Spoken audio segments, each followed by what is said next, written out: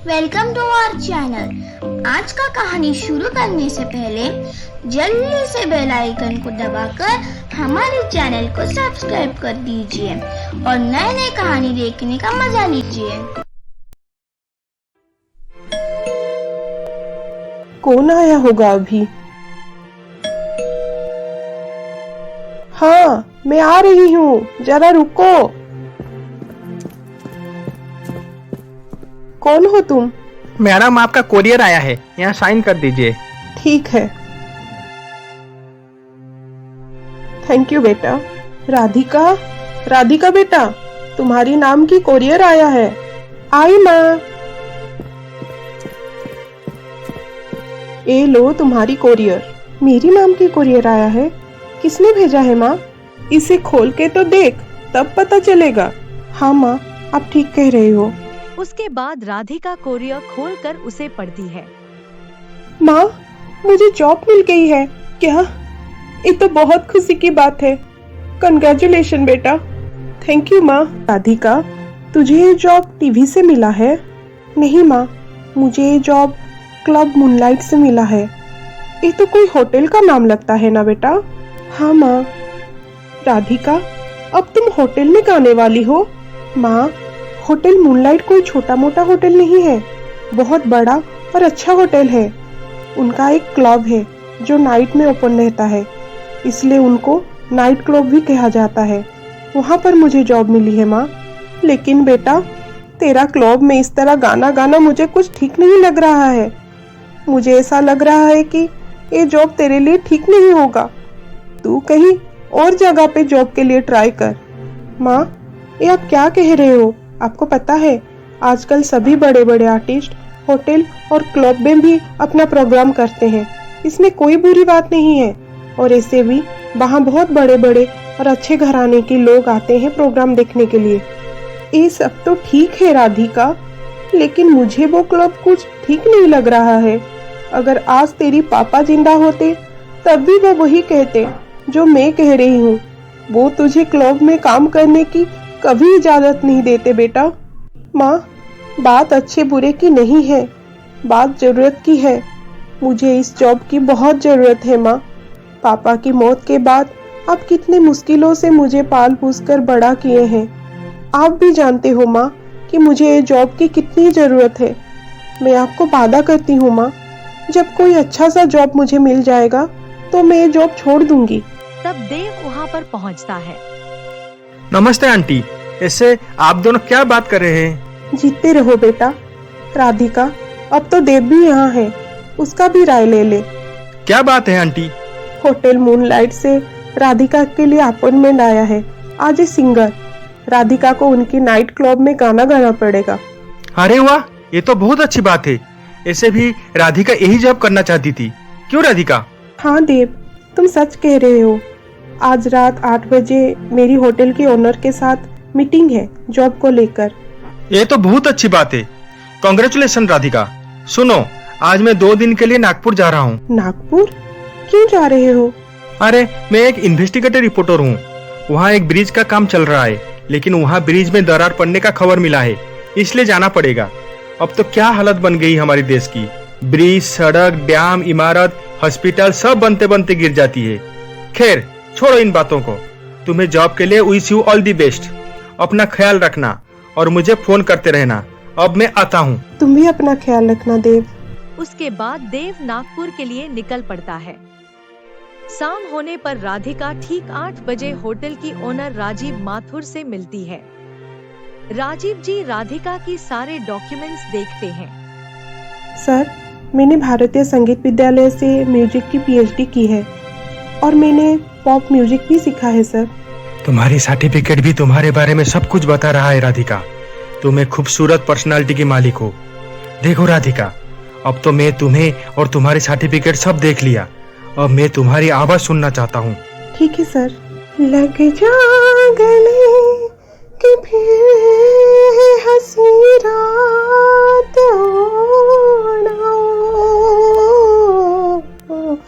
शायद इसी जन्म में मुलाकात हो न हो। लग जा गले कि फिर हंसी रात हो ना हो, शायद फिर इसी जन्म में मुलाकात हो ना हो, लग जा गले गले।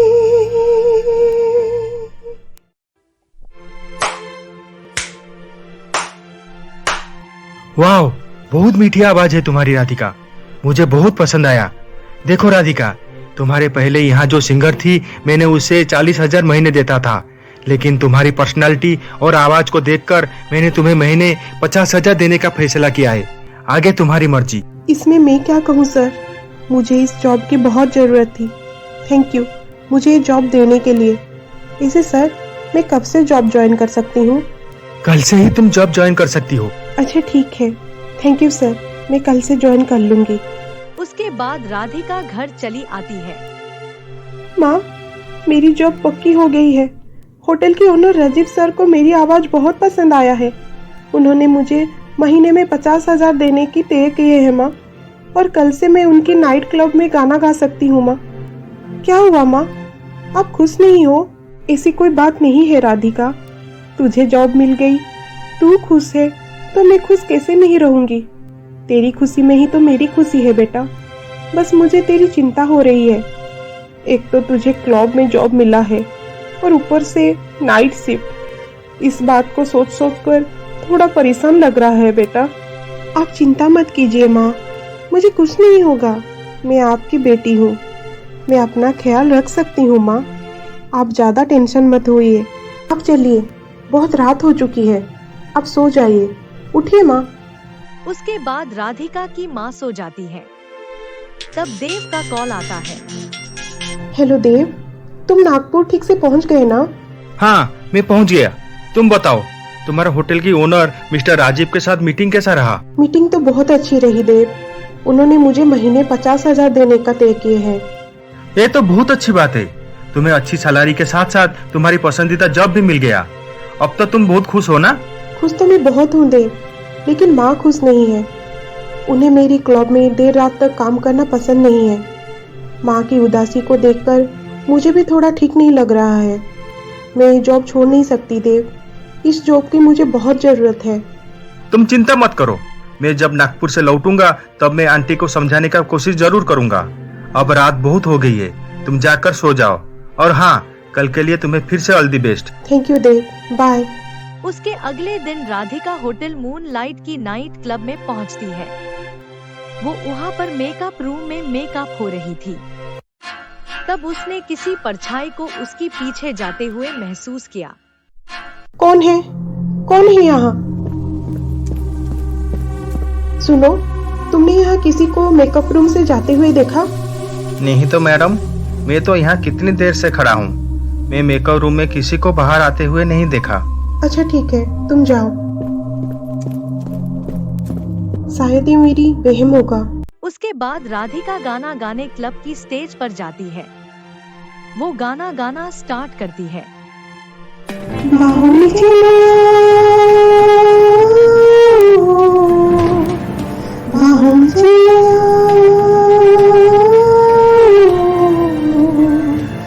हमसे सनम क्या पर्दा, हमसे सनम क्या पर्दा, ये आज का नहीं मिला, ये संग है उम्र भर का, बाहों में चलो,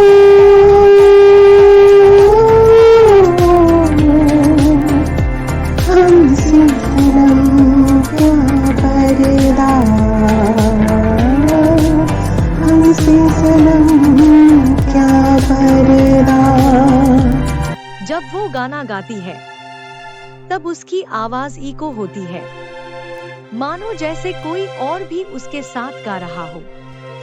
क्लब में मौजूद सभी ऑडियंस राधिका की आवाज को पसंद करके तालियां मारने लगते हैं। एक्सक्यूज मी, जब मैं वहाँ गा रही थी तब आपने आपके मिक्सचर से मेरी आवाज को इको क्यों किया? अरे नहीं मैडम, मैंने ऐसा कुछ नहीं किया। आप ही ऐसा गा रही थी। आप दो दो आवाज के साथ कैसे गा लेती हो? It is really wonderful. Best of luck madam. Thank you. ये कैसे हो सकता है? मैंने तो दो दो आवाजों में कभी गाना गाना सीखा ही नहीं है, तो फिर ये कैसे हो सकता है? प्रोग्राम खत्म होने के बाद राधिका घर आकर सो जाती है। उसकी अगले दिन उसकी माँ उसे उठाती है। राधिका बेटा, ये देख, अखबार में तेरी तस्वीर छपी है। उसमें ये लिखा है कि तू दो दो आवाजों में गाना गाती है। लोगों को तेरी गाना बहुत पसंद आई। देख, मुझे एक बात समझ में नहीं आई बेटा कि तू एक ही समय पर दो दो आवाज करके कैसे गा पाई। माँ, ये तो मुझे भी समझ में नहीं आई कि ये कैसे हुआ। लोगों को लग रहा था कि ये मैं गा रही हूँ, इसलिए वो लोग मेरी आवाज सुनकर तालियां बजा रहे थे, लेकिन मैं हैरान थी कि ये कैसे हो रहा है। वो दूसरी आवाज मेरी नहीं थी माँ, मेरे साथ वहाँ कोई और भी गाना गा रहा था। तुमने देखा था उसको गाना गाते हुए? नहीं माँ, मैंने वहाँ पर किसी को मेरे साथ गाना गाते हुए नहीं देखा। मैं अकेली गा रही थी। ये कैसे हो सकता है राधिका?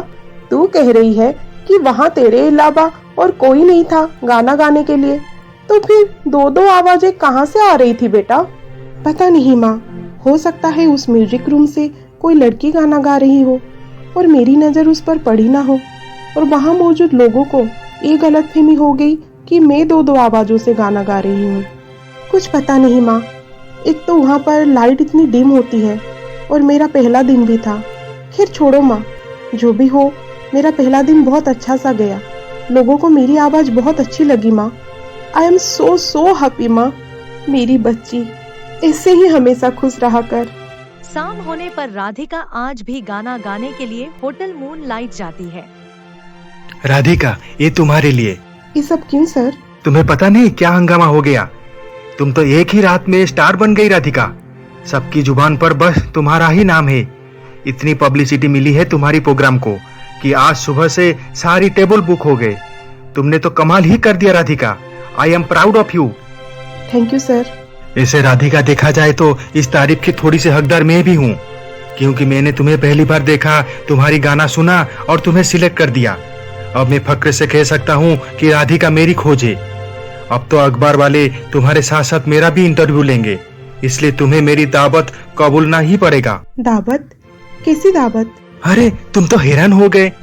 दावत मतलब जरा बैठेंगे, खाना वाना साथ में खाएंगे, गपशप करेंगे और जानेंगे तुम्हारे बारे में।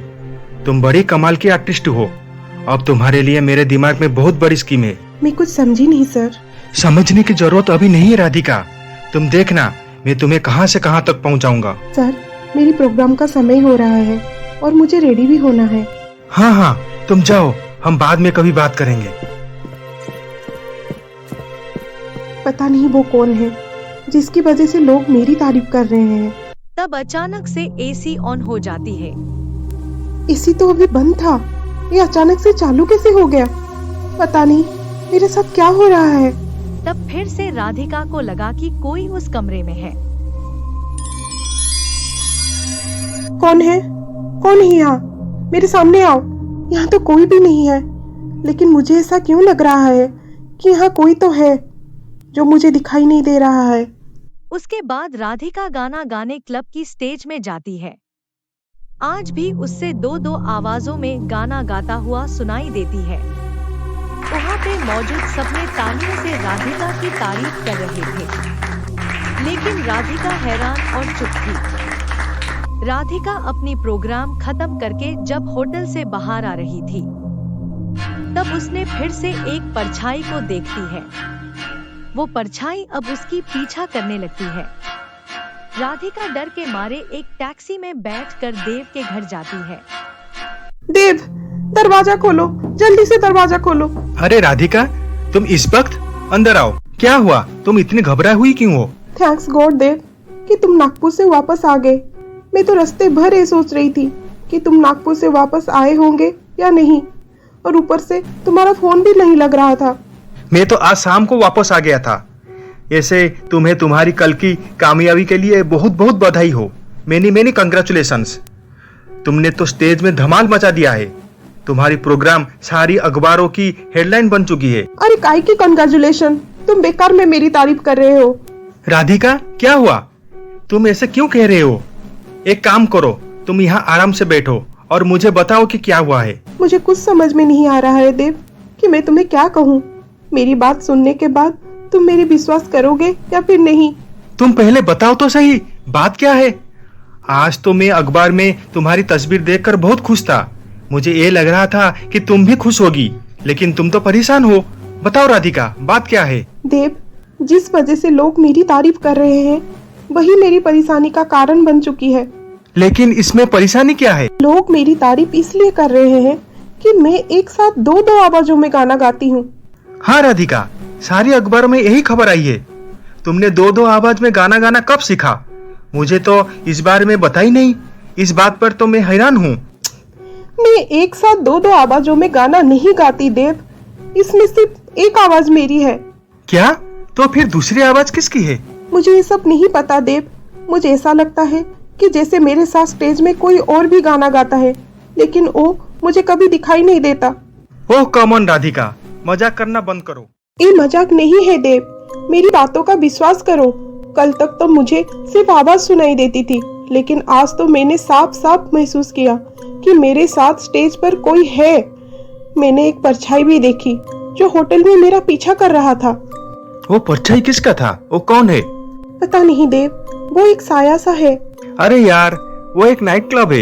इतने सारे लोग होते हैं वहाँ पर, और तुम्हारे साथ स्टेज पर म्यूजिक बजाने वाले लोग भी होंगे। जो तुम महसूस करते हो वो सब भी वही महसूस करते होंगे। यही तो सबसे बड़ी परेशानी के कारण है देव। जो मैं महसूस करती हूँ वो सब महसूस नहीं कर पाते हैं। मैं पूछा था कुछ लोगों को, सब कहते हैं कि ये मैं ही कर रही हूँ।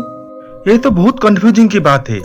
तुम्हारी बात मानने के मुझे कोई वजह नजर नहीं आती। अब इस वजह को कैसे साबित करूँ? मेरी तो कुछ समझ में नहीं आ रहा है देव। देखो राधिका, मेरा ख्याल है उस नाइट क्लब की लाइटनिंग वो माहौल हो सकता है। लाइट और शेड में ऑडियंस के बीच तुम दो दो आवाज में तो गाना गा दिया, लेकिन तुम अपनी सामर्थ्य पर बिल्कुल अनजान हो। ऐसा कैसे हो सकता है देव? मेरे लिए ये बात साबित करना मुश्किल ही नहीं बल्कि नामुमकिन हो गया है, और कोई मेरी बातों को समझ ही नहीं रहा है। कितनी अरमानों के साथ मैं तुम्हारे पास आई थी, तुम भी मेरी बातों पर भरोसा नहीं कर रहे हो। अब तो सिर्फ एक ही रास्ता है, मैं जॉब छोड़ देती हूँ। अरे राधिका, ऐसा मत करना, ये तो बहुत बेवकूफी होगी। तो फिर मैं क्या करूँ? एक काम करते हैं, मैं तुम्हारे साथ कल नाइट क्लब में जाऊंगा। देखो तो सही, जो तुम्हें नजर आता है वो दूसरों को नजर क्यों नहीं आता। हाँ, यही ठीक रहेगा। काफी रात हो गया है, चलो मैं तुम्हें घर छोड़ देता हूँ। आंटी परेशान हो रही होंगी। हाँ देव, चलो, बहुत लेट हो गया है। रात की 3 बज रहे हैं और अभी तक राधिका घर नहीं लौटी। उसका मोबाइल भी नहीं लग रहा है।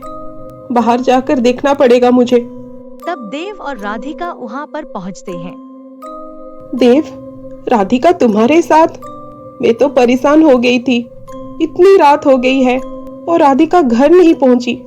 आंटी, राधिका क्लब से घबराई हुई मेरे घर आई थी। क्या हुआ राधिका? बोल बेटा। माँ, फिर से वही सब हुआ, और आज तो मुझे ऐसा लगा कि मेरे बाजू में खड़ा होकर कोई गाना गा रहा हो। पता नहीं लोगों ने ये महसूस किया कि नहीं जो मैंने महसूस किया। और तो और मैंने वहां पर एक परछाई को भी देखा जो मेरा पीछा कर रहा था। मैं कितनी डर गई थी माँ, इसलिए मैं देव की घर चली आई उसे बताने के लिए। बेटा देव, ये सब क्या हो रहा है? कुछ नहीं आंटी, ये सब कुछ नहीं है। ये सब राधिका की भ्रम है। ये मेरा वहम है? इतना सब कुछ होने के बाद भी तुम कह रहे हो कि ये मेरा वहम है? राधिका, अब तो ये तय हो गया कि कल मैं तुम्हारे साथ क्लब जा रहा हूँ। वहाँ जाकर सच्चाई का पता लग सकता है। ओके? उसके अगले दिन देव राधिका के साथ होटल मून लाइट जाता है। राधिका स्टेज पर जब गा रही थी तब दो दो आवाजों में लोगों को गाना सुनाई देती थी। देव वहाँ राधिका की कुछ तस्वीर खींचता है।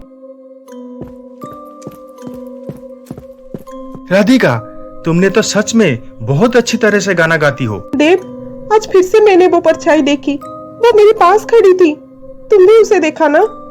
नहीं राधिका, मैंने तो किसी को तुम्हारे पास गाना गाते हुए नहीं देखा है। स्टेज पर सिर्फ तुम ही गाना गा रही थी। मैंने सिर्फ तुम्हें ही देखा है। देव, ये कैसे हो सकता है? तुमने सच में कुछ नहीं देखा? बिल्कुल नहीं, लेकिन तुम्हारा भ्रम दूर करने के लिए मैंने कुछ फोटो क्लिक किए हैं। चलो घर जाकर देखते हैं, काफी लेट हो गया है। घर पहुंचकर देव और राधिका टैबलेट में उठाई हुई फोटोज देखते हैं। वो फोटो देखकर हैरान हो जाते हैं। देखो देव, मैं इसी परछाई की बात कर रही थी। अब तो तुम्हें मेरी बातों का यकीन हो गया होगा ना? हाँ राधिका, तुम ठीक कह रही थी। जिसको मेरे आंखों ने देख नहीं पाया, उसको मेरा कैमरा ने कैच कर लिया।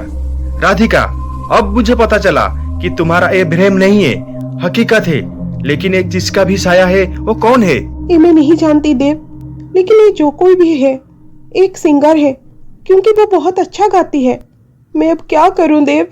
राधिका, ये सब देखकर मैं तुम्हें यही सलाह दूंगा कि तुम ये जॉब छोड़ दो, क्योंकि इंसान इंसान का मुकाबला कर सकता है, एक साया के साथ नहीं। हमें ये भी तो पता नहीं कि वो साया तुमसे क्या चाहती है, वो तुम्हें क्यों महसूस कराती है कि वो है। मैं तुम्हारी जान खतरे में नहीं डाल सकता, इसलिए तुम ये जॉब छोड़ दो। तुम आज रेजिग्नेशन लेटर दे दो। तुम ठीक कह रहे हो, मैं ऐसा ही करूंगी। मैं जानबूझकर अपनी जान खतरे में नहीं डाल सकती। उसके अगले दिन शाम को राधिका रेजिग्नेशन देने होटल मूनलाइट जाती है। राधिका, रुक जाओ। कौन है? कौन है यहाँ? कौन हो तुम?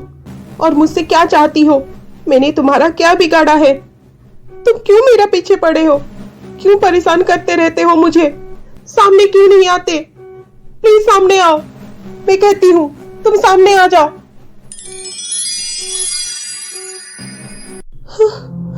कौन हो तुम?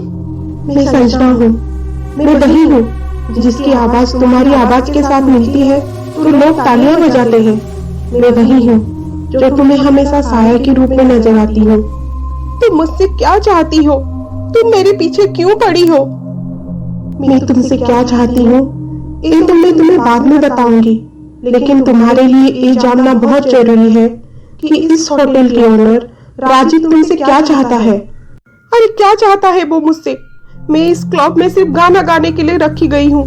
मैं यहाँ गाना गाती हूँ और उसकी मुझे तनख्वाह मिलती है, बस। सिर्फ गाना नहीं राधिका, ये सिर्फ तुम्हारा ख्याल है। इस क्लब में जो कुछ भी होता है वो दुनिया की नजर में पट्टी बांधने की एक साजिश है। साजिश? कैसी साजिश? मुझे इसमें कोई साजिश दिखाई नहीं दे रही है, बल्कि साजिश तो मुझे तुम्हारी इन्हीं बर्तावों में दिखाई देती है। एक छलावे की तरह आती हो तुम, कभी दिखाई देती हो, कभी दिखाई नहीं देती। इसके पीछे क्या राज है, ये तो बताओ मुझे। इस राज का शिकार कुछ दिनों के बाद तुम भी हो जाओगी राधिका। कभी तुम्हारी तरह मैं भी इसी क्लब में गाना गाती थी। तुम यहाँ गाना गाना क्यों छोड़ दिया? राधिका, अब तुमने काम का सवाल पूछा है, यही बताने के लिए तो मैं तुम्हारे सामने आई हूँ। कभी मैं भी तुम्हारी तरह इसी क्लब में गाना गाती थी। मेरी आवाज के पीछे लोग दीवाने थे। जब मैं गाती थी तो पूरी क्लब तालियों से गूंजता रहता था। राजीव सर, आप यहाँ?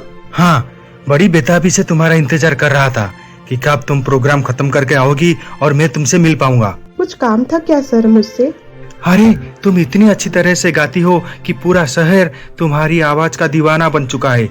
लोग तुम्हारी गाना सुनने के लिए सुबह से क्लब में आकर प्रोग्राम की इंतजार करते हैं। लोगों की जुबान पर बस तुम्हारा ही नाम होता है, और आज तो तुमने कमाल ही कर दिया। इसलिए खुश होकर मैंने तुम्हारे लिए एक गिफ्ट लाया हूँ। इतनी महंगी गिफ्ट लाने की क्या जरूरत थी सर?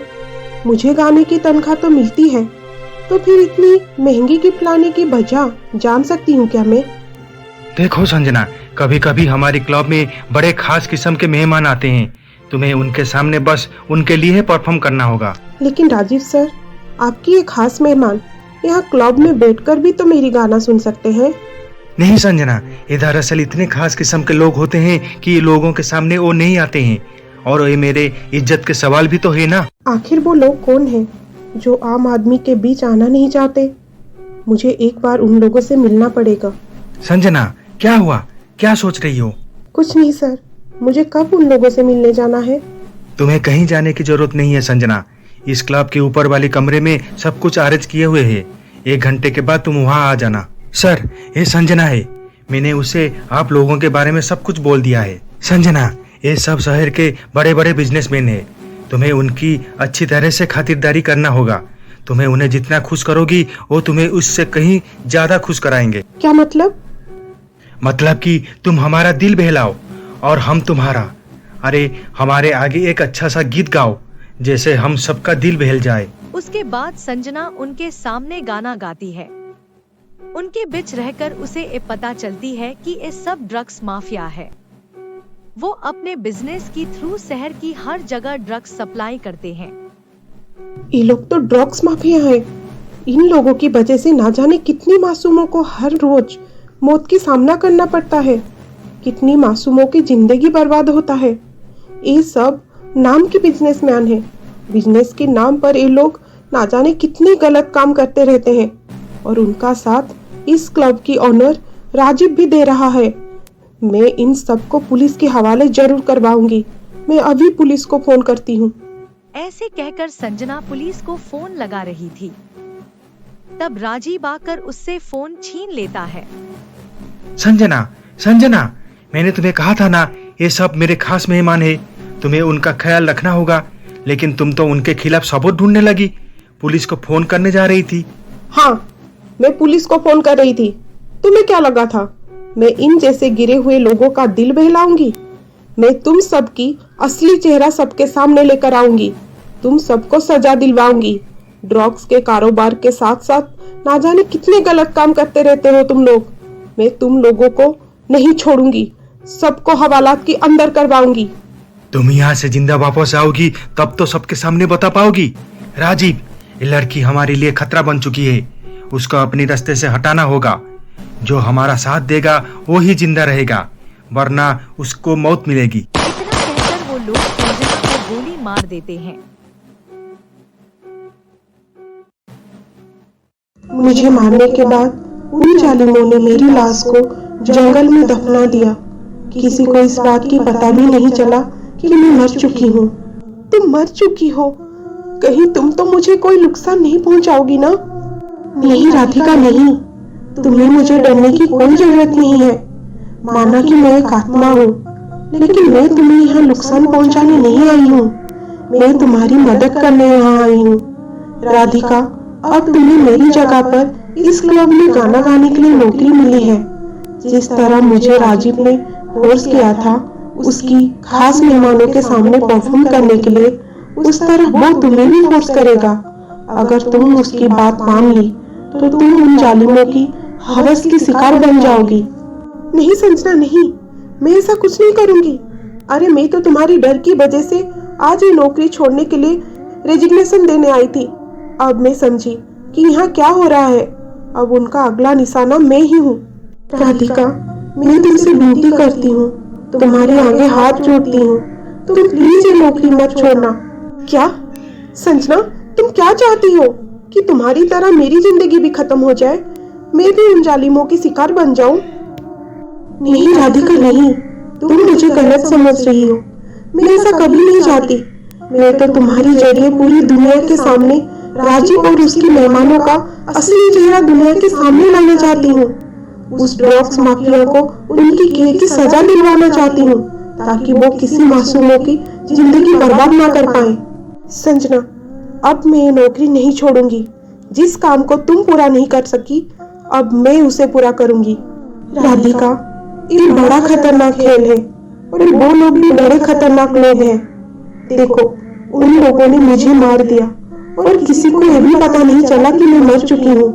लोग अब भी ये समझ रहे हैं कि मैं नौकरी छोड़कर चली गई हूँ। संजना, मैं उनका मुकाबला करूंगी, क्योंकि इस खेल में मैं अकेली नहीं हूँ, मेरे साथ देव भी है। बस राधिका, मैं यही सुनना चाहती थी। मेरी भटकती हुई आत्मा को उस दिन शांति मिलेगा जिस दिन उस पापियों को उनकी किए की सजा मिल पाएगा। तुम आगे बढ़ो राधिका, मैं तुम्हारी साथ हूँ। इतना कहकर संजना की आत्मा वहाँ से चली जाती है। उसके बाद राधिका घर आकर देव को सारी बात बताती है। ये तुम क्या कह रही हो राधिका? ये सच है देव, वो साया नहीं, एक आत्मा है, सिंगर संजना की आत्मा। राधिका, मुझे तुम्हारी बातों पर यकीन नहीं हो रही है कि वो आत्मा तुमसे मिली और तुम्हें ये सब बताया। हाँ देव, ये सच है। संजना की आत्मा ने मुझे सब कुछ बताया, इसलिए मैंने ये फैसला किया है कि मैं अब एक नौकरी नहीं छोड़ूंगी। राधिका, मुझे तुम पर पूरा भरोसा है, लेकिन जो तुम कह रही हो वो तुम्हारा ख्वाब तो नहीं है जो तुम सच समझ रही हो। देव, क्या अभी तुम इसे मेरी बहन समझ रहे हो? अरे तुमने भी तो उसकी साया फोटोग्राफ में देखा था। ये सब तो ठीक है राधिका, लेकिन ये बात हकीकत से कोसों दूर है। कोई इसे सच नहीं मानेगा। देव, देव, यही संजना की आत्मा है। हाँ देव, मैं ही संजना की आत्मा हूँ। मैं कोई बहन नहीं हूँ, मैं सच में हूँ। मैं ही राधिका को मेरी सच्चाई बताई थी। देव, अब तो तुमको यकीन हो गया होगा ना कि मैं सच बोल रही थी। अब तो तुम मेरे साथ दोगे ना? हाँ राधिका, मैं तुम्हारा साथ जरूर दूंगा। उसके अगले दिन शाम को राधिका क्लब में गाना गाने जाती है। प्रोग्राम खत्म होने के बाद होटल की ओनर राजीव उसे मिलता है। राधिका। सर, आप यहाँ? कुछ काम था क्या? राधिका, अब मैं तुम्हें कितनी कामयाबी पर शुक्रिया अदा करूं कुछ समझ में नहीं आ रहा है। अब तो तुम्हारा हर प्रोग्राम कामयाबी के शिखर छू रहा है। लोग तुम्हारी तारीफों की फूल बरसा रहे हैं। मैं इतना खुश हूँ कि मैं तुम्हें ये बयान नहीं कर सकता। इसलिए खुश होकर मैं तुम्हारे लिए एक गिफ्ट लाया हूँ। बस तुम ये समझ लो कि ये तुम्हारी कामयाबी की एक छोटा सा तोहफा है। सर, ये मेरे लिए है? अरे ये तो कुछ भी नहीं है। ये तोहफा तो तुम जैसे टैलेंटेड आर्टिस्ट के लिए छोटा सा है। तो क्या सर, आपको ये लगता है कि मैं इस तोहफे से ज्यादा पाने की हकदार हूँ? ऑफ कोर्स, तुम्हारे लिए तुम्हें इस जैसे बहुत कीमती तोहफे और दौलत तुम्हारे कदमों में निछावर कर सकता हूँ। राजीव सर, आप सच बोल रहे हैं या ऐसे ही मुझे ख्वाब दिखा रहे हैं? नहीं राधिका, मैं जो कह रहा हूँ सच कह रहा हूँ। हमारी इस क्लब में बड़े बड़े लोग आते हैं मेरा मेहमान बनकर। अगर उन्हें तुम खुश कर दिया तो वो लोग तुम्हारी कदमों में बेशुमार दौलत न्यौछावर कर सकते हैं। ये क्या बात हुई राजीव सर? आपने तो अभी तक उन लोगों से मुझे मिलवाया ही नहीं है। राधिका, ये लोग बड़े खास किस्म के लोग होते हैं। वो लोग ऐसे किसी से नहीं मिलते। उनसे मिलने के लिए किसी खास मकसद से जाना होता है। बहुत सारी तैयारियां पहले से ही की जाती है। इन लोगों का कुछ अलग ही स्टाइल होता है एंजॉय करने का। तुम चाहो तो मैं तुम्हें उन लोगों से मिला सकता हूँ। सच राजीव सर? हाँ राधिका, उनके सामने उनके हिसाब से अगर तुम गाना गाओगी तो समझो हम दोनों की लाइफ बन जाएगी। बोलो, क्या ख्याल है? राजीव सर, आपने तो मुझे अभी तक पहचाना ही नहीं। मैं तो बहुत ऊंचा उड़ना चाहती हूँ, आसमान को छूना चाहती हूँ। मुझे एक मौका देकर तो देखिए। That's wonderful. तो चलो अभी मेरे साथ। वो लोग अभी ऊपर वाले कमरे में हैं। सर, पहले आप जाइए, मैं थोड़ी देर में आती हूँ। मुझे थोड़ा सजने संवरने तो दीजिए। वो लोग आपकी बहुत खास मेहमान हैं। आखिर आपकी इज्जत की तो सवाल है ना? वाह वाह, मैं तो तुम्हें बिल्कुल समझ नहीं पा रहा हूँ राधिका। बस एक बार मुझे आप उस महफिल में जाने दीजिए, फिर देखिए मेरा कमाल। अच्छा ठीक, जल्दी आना। बाय। बाय नहीं सर, सी यू बोलिए। हम अभी कुछ देर में मिलने वाले हैं ना? हाँ हाँ, सी यू। अरे आओ आओ राजीव, कब तक हमें इस तरह बिठाओगे? हमारा दिल बहलाने के लिए कोई होना भी तो चाहिए। अरे आप लोग चिंता मत कीजिए, वो अब कुछ समय में आने वाली है। थोड़ा सा इंतजार कीजिए। सर, ये राधिका है। और राधिका, ये वही लोग हैं जिनके बारे में मैं तुम्हें बताया था। हाँ सर, इन लोगों से मिलने के लिए मैं कितनी बेताब थी कि कब मैं उनसे मिलूंगी और कब उनका अच्छी तरह से खातिरदारी करूंगी। खातिरदारी? अरे वाह राजीव, तुमने तो इस बार हमारा दिल खुश कर दिया इस लड़की को यहाँ हमारे पास लाकर। ऐसे तुम हमारे कैसे खातिरदारी करोगी? खातिरदारी? मैं तुम लोगों की ऐसी खातिरदारी करूंगी कि तुम लोगों की रूह कांप जाएंगे। मैं तुम लोगों को ऐसा मौत दूंगी कि तुम्हारी आत्मा फिर से इस धरती पर जन्म लेने के लिए 100 बार सोचेगा। ये लड़की, ये किस तरह की बात कर रही हो? तुम नहीं जानती कि हम लोग कौन है? मैं तुम सबको अच्छी तरह से जानती हूँ। तुम सब शहर के बड़े बड़े बिजनेसमैन हो। बड़ा नाम है तुम लोगों का इस शहर में। बहुत इज्जत कमाई है तुम लोगों ने इस शहर में। लेकिन बेचारे लोगों को क्या पता कि तुम लोग बिजनेस के नाम पर गैर कानूनी धंधे करते हो, ड्रग्स सप्लाई करते हो, कितने मासूमों की जान के साथ खिलवाड़ करते हो। ये लड़की, तुम्हें इस सब के बारे में कैसे जानती हो? अरे मैं तो तुम लोगों के बारे में और भी बहुत कुछ जानती हूँ कि किस तरह तुम लोगों ने संजना नाम की एक सिंगर को बड़ी बेरहमी से मार डाला और उसकी लाश को जंगल में दफना दिया और किसी को इस बारे में कानो कान खबर नहीं हुई। तुम संजना के बारे में कैसे जानती हो? बोलो, वरना हम भी तुम्हें उस संजना के पास पहुंचा देंगे। इतना कहकर राजीव और उसके दोस्त बंदूक दिखाते हैं। तुम लोग फिर से मुझे मारना चाहते हो? एक बार मारकर तुम लोगों की जी नहीं भरा?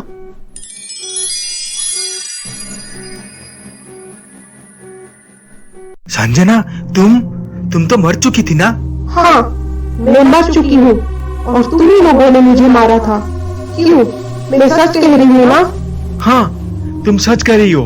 हमें छोड़ दो, हमें माफ कर दो। तुम्हें छोड़ दूं? कैसे छोड़ दूं? तुम लोगों ने मुझे छोड़ा था। सच्चाई जानने के बाद मैंने तुम लोगों का विरोध किया था, लेकिन तुम लोगों ने मुझे मार डाला। मैं सच कह रही हूँ ना? हाँ, तुम सच कह रही हो। हमें छोड़ दो संजना। तुम कहोगी तो हम सब अपने आप को पुलिस के हवाले कर देंगे, लेकिन प्लीज तुम हम सबको छोड़ दो, जाने दो हमें। हम मानते हैं कि हम सब ड्रग्स माफिया है। हम सब कितने मासूमों के जान से मार दिया है। हमने तुम्हारे भी जान लिया है। हम अपने आप को पुलिस के हवाले कर देंगे, लेकिन तुम हमें छोड़ दो। नहीं, तुम लोगों की असली जगह मौत है, मौत। ऐसे कहकर संजना उस जगह पर आग लगा देती है। राजीव और उसकी एक दोस्त जल जाते हैं। तब पुलिस वहां पहुंचती है और बाकी 2 मुजरिमों को पकड़ कर ले जाती है। थैंक यू देव और राधिका। आज तुम दोनों के वजह से पुलिस को इन जालिमों के खिलाफ सबूत मिल पाया है। Thank you sir. संजना, अब तुम खुश हो ना? हाँ राधिका, मैं बहुत खुश हूँ। उन जालिमों को उनकी किए की सजा मिल गई। पुलिस को उनके खिलाफ सबूत मिल गए। अब मेरी आत्मा को शांति मिल जाएगी। देव, राधिका, मैं तुम दोनों की कैसे शुक्रिया अदा करूं? मुझे कुछ समझ में नहीं आ रहा है।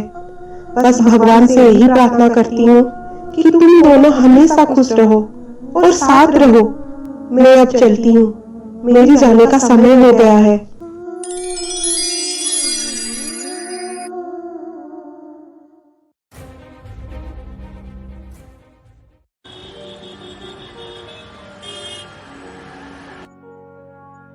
एक कहानी है इंडस्ट्रियलिस्ट प्रताप चंद्र ठाकुर की, जो एक रिटायर्ड मेजर थे। मेजर साहब बहुत सख्त मिजाज के थे और सिद्धांत के पक्के थे और किसी के गलती को माफ करना तो दूर उसको सजा देते थे। अपनी पत्नी की मौत के बाद वो नास्तिक बन गए थे। यह मेघना, जो मेजर साहब की लाडली बेटी थी और वो उसको अपनी जान से ज्यादा प्यार करते थे। यह अशोक चौधरी, जो मेजर साहब के बहुत करीबी दोस्त थे। पेशे में वो एक शहर के मशहूर डॉक्टर थे। मेघना कहाँ है? मालिक, मेघना मैडम अभी तक सो के नहीं उठे हैं। क्या? सुबह की 8 बज गया है। मेघना अभी तक नहीं उठी? अच्छा, तुम जाओ, डाइनिंग टेबल के ऊपर नाश्ता लगाओ। अशोक, तुम बैठो, मैं अभी आया। मेघना? जी पापा, आप यहाँ? ए क्या है? सुबह की 8 बज गया है और तुम अभी तक सो रही थी? जी पापा, कल मैं रात को सोते सोते लेट हो गया। पढ़ाई कर रही थी ना, इसलिए। मैंने तुम्हें कितनी बार कहा है, जल्दी सोकर जल्दी उठा करो। तुम जानती हो ना, मुझे इनडिसिप्लिन पसंद नहीं है। अब जाओ जल्दी रेडी होकर, नीचे आ जाओ, साथ में नाश्ता करेंगे। डॉक्टर अंकल भी आए हैं। जी पापा। उसके बाद मेघना जल्दी से रेडी होकर पूजा पाठ करके नाश्ता करने के लिए आई। Good morning uncle. Good morning मेघना। रामू, ए क्या? ब्रेकफास्ट में मैंने तुम्हें कहा था ना चिकन रोल बनाने को, तो फिर तुमने ये खाना क्यों बनाया? मालिक, आज राजू को मार्केट से चिकन लाने को लेट हो गया, इसलिए मैंने आज वेज वाली नाश्ता बना दिया। राजू, ए लो पैसे। तुम्हारा कल से जॉब पर आने की कोई जरूरत नहीं है। जाओ यहाँ से, गेट आउट। प्रताप, तुम्हारा ऐसी छोटी छोटी बातों को लेकर इतना गुस्सा करना ठीक नहीं है। मिलिट्री से रिटायर होने के बाद भी तुम्हारा तौर तरीका अभी भी मिलिट्री जैसा है। कभी कभी मुझे डर लगता है तुम्हारी यही आदत तुम्हें नुकसान ना पहुंचाए। डॉक्टर, मुझे डिसिप्लिन पसंद है। हर कोई आदमी को डिसिप्लिन में रहना चाहिए। मैं मेरा यही मिलिट्री आदत कभी नहीं छोड़ सकता। अब छोड़ इस बातों को, चल खाना खाते हैं। नमस्ते प्रताप जी। अरे रंजीत जी, आइए, बैठिए। कब आए दिल्ली से? कल रात को आया। आते ही आपसे मिलने चला आया। ऐसे तो मैं दिल्ली गया था अपना पर्सनल काम के लिए, लेकिन वहाँ पर हम और एक नई बिजनेस भी कर सकते हैं, होटल और मॉल बनाने का। उसमें हमें बहुत फायदा भी होगा। रंजीत जी, ऐसे तो हमारा ये बिजनेस इतना बढ़ चुका है कि उसको संभालने के लिए अब मुश्किल हो रहा है। फिर आप बोल रहे हैं कि इस बुढ़ापे में भी और एक नए बिजनेस करने को? आप इतना चिंता क्यों कर रहे हैं? मैं आपका बिजनेस पार्टनर होने के नाते, मेरा बेटा दीपक अब बिजनेस संभाल सकता है। वो अब बिजनेस मैनेजमेंट का फाइनल ईयर में पढ़ रहा है। अब कुछ ही महीनों में उसका पढ़ाई खत्म हो जाएगा। उसके बाद वो हमारी बिजनेस संभालने में हमारा साथ देगा। अच्छा, दीपक अब इतना बड़ा हो गया है? पता नहीं चलता, बच्चे कितने जल्दी बड़े हो जाते हैं। हाँ, सही बोल रहे हैं। आपकी मेघना की भी तो शादी की उम्र हो चुकी है। क्या आप उसके लिए कोई लड़का ठीक किए हैं? नहीं, अभी तक तो नहीं किया है, लेकिन बहुत जल्दी एक अच्छा लड़का ढूंढना पड़ेगा। इसकी कोई जरूरत नहीं है, हमारे पास मेघना के लिए एक अच्छा लड़का है। अच्छा, कौन है वो?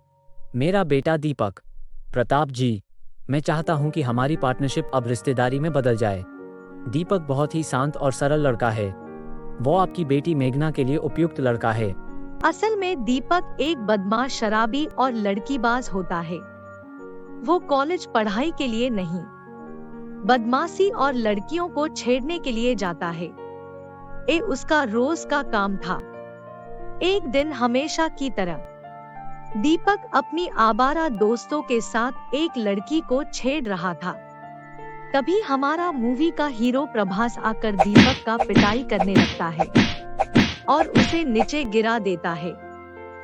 दीपक, अब भी वक्त है, सुधर जा, वरना मुझसे बुरा कोई नहीं होगा। तभी कुछ ही दूरी से वहाँ पर मेघना ये सब देख रही थी। वो प्रभास को देखकर उसके ऊपर इम्प्रेस हो गई और उसको पसंद करने लगी। अगले दिन प्रभास कॉलेज की कैंटीन में बैठा था। तभी मेघना उसके पास आई। हाय, मैं मेघना हूँ। मैं इसी कॉलेज में पढ़ती हूँ। कल आप दीपक को अच्छा सबक सिखाया, वो उसका ही लायक है। क्या मैं यहाँ आपके साथ बैठ सकती हूँ? हाँ प्लीज। क्या आप मुझसे दोस्ती करेंगे? हाँ, क्यों नहीं। अरे वाह, ये तो बहुत खुशी की बात है। आपने मेरे साथ दोस्ती करी। इस दोस्ती की खातिर आपको मेरी साथ एक कप चाय पीनी पड़ेगी। प्लीज मना मत करना। ठीक है। फिर दोनों साथ में चाय पीते हैं और दोनों एक दूसरे के साथ बहुत सारे बातें करते हैं। ऐसे ही दोनों की बीच दोस्ती गहरी होने लगी। उनको एक दूसरे की साथ टाइम स्पेंड करना बहुत अच्छा लगता था। धीरे धीरे उनकी दोस्ती कब प्यार में बदल गया, उनको पता ही नहीं चला। एक दिन मेघना प्रभास को पार्क में बुलाती है और उसे उसकी दिल की बात बताती है। प्रभास, मैं तुमसे प्यार करती हूँ। मुझे तुम्हारे साथ टाइम स्पेंड करना अच्छा लगता है। मैं तुमसे शादी करना चाहती हूँ। क्या तुम भी मुझसे प्यार करते हो? हाँ मेघना, मैं भी तुमको बहुत पसंद करता हूँ। जब मैं तुम्हें कैंटीन में पहली बार देखा, तब से तुमको प्यार करने लगा हूँ, लेकिन तुम्हें उस दिन कुछ कह नहीं पाया। डरता था कहीं तुम नाराज ना हो जाओ। उनको इस तरह बातें करते हुए दीपक देख लेता है। वो उन लोगों की बात आके अपनी पापा रंजीत को बोलता है। तू चिंता मत कर, मैं आदित्य ठाकुर से बात करके बहुत जल्दी तुम्हारा और मेघना की शादी करवाता हूँ। याद रखना दीपक, मेघना सोने की अंडे देने वाली मुर्गी है। उससे शादी करके ही तुम आदित्य ठाकुर की सारी जायदाद हासिल कर सकते हो। तब तक तुम आदित्य के सामने एक अच्छा और संस्कारी लड़का बनके रहना होगा। एक बार मेघना के साथ तुम्हारी शादी हो जाए और आदित्य की जायदाद हमारे हाथ आ जाए, फिर तुम जैसे अपनी लाइफ जीना चाहते हो जी सकते हो। समझे तुम? हाँ पापा, आप ठीक बोल रहे हो। क्या आप ये क्या कह रहे हैं रंजीत जी? मेरी बेटी मेघना किसी लड़के के साथ घूम रही है? वो उसे प्यार करती है? हाँ आदित्य जी, अगर वो लड़का अच्छा और संस्कारी होता या किसी अमीर खानदान से होता तो मैं आपको खुशी से बोलता कि आप मेघना की शादी उसके साथ कर दीजिए, लेकिन वो एक गुंडा बदमाश लड़का है। कॉलेज में वो दीपक के साथ बिना वजह की मारपीट किया था। क्या मुझे घर जाकर मेघना के साथ इस बारे में बात करनी पड़ेगी? उसकी शादी आपके बेटे दीपक के साथ ही होगी, ये मेरा वादा है आपसे। उसके बाद प्रताप ठाकुर गुस्से में घर आते हैं और मेघना के कमरे में जाते हैं। पापा आप यहाँ? मेघना, मैंने सुना है कि तुम एक लड़के को पसंद करते हो।